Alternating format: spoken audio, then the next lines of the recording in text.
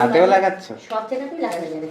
বাইরে বাসন মাজছি, রোদে রোদে কাজ করছি, এটা করা ওটা করা, ওই জন্য আমার স্কিনটা কালো হয়ে গিয়ে পুরো পুড়ে পুড়ে যাচ্ছে, যার জন্য এটা ইউজ করছি। আবার ওইগুলো লাগানো শুরু করেছে। কি ওইগুলো? Night cream. Night cream? দিনের বেলা ক্রিম এক, রাতের বেলা ক্রিম এক, সবই তো সাদা। নাইট আর ডে মানে আলাদা থাকে সব। কি হয় রাতের বেলা? দিনের বেলা তো রোদ লাগে তার জন্য, রাতের বেলা কি লাগে?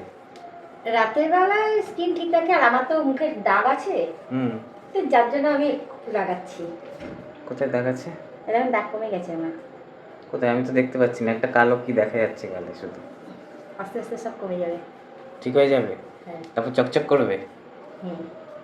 ঠিক আছে, দেখি কেমন চকচক করতে পারে। চকচকের জন্য না, দাগটা চলে গেলেই যথেষ্ট। দাগটা চলে গেলেই যথেষ্ট।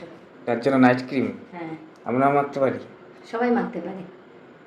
আমার দরকার নেই, যদিও তুমি মাখো, আমার মুখ পরিষ্কারই আছে। তোমার মুখ পরিষ্কার আছে, তারপরে তোমার তুমি যদি রোদে বেরো তাহলে মুখ যদি কালো হয়ে যায়, ওই জন্য তুমি মাখতে পারবে, মুখ ঠিকঠাক থাকবে। সেটা তো সানস্ক্রিন। না না, সানস্ক্রিনই যে লাগাতে হবে কোনো মানে নেই। তাহলে আমি এমনি বাইরে আবার হাতেও লাগাচ্ছ? সব জায়গাতেই লাগানো যাবে।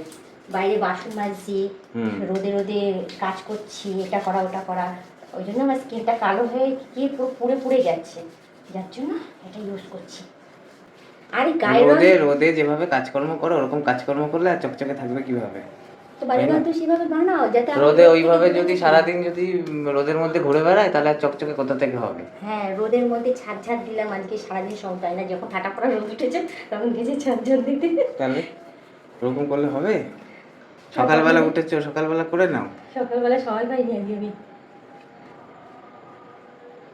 দিচ্ছ তো কোথায়? কিছু তো আমি মানে ভালো কিছু বুঝতে পারছি না। রোজ লাগাই না, আমি সপ্তাহে একটা দিন লাগাই। ওই আর কি, মানে করতে হবে তাই আর কি। কিছুর একটা নিয়ম আছে তো, মনে থাকার কি আছে? খালি ঘুম আর খাওয়ার কথাটা তো মনে থাকে ঠিক হিসাব করে, আর কোনো কিছু মনে থাকে না। বেশি সুন্দর হয়ে গেলে আবার যদি তখন তোমাকে পাতা ফাতা না দিই?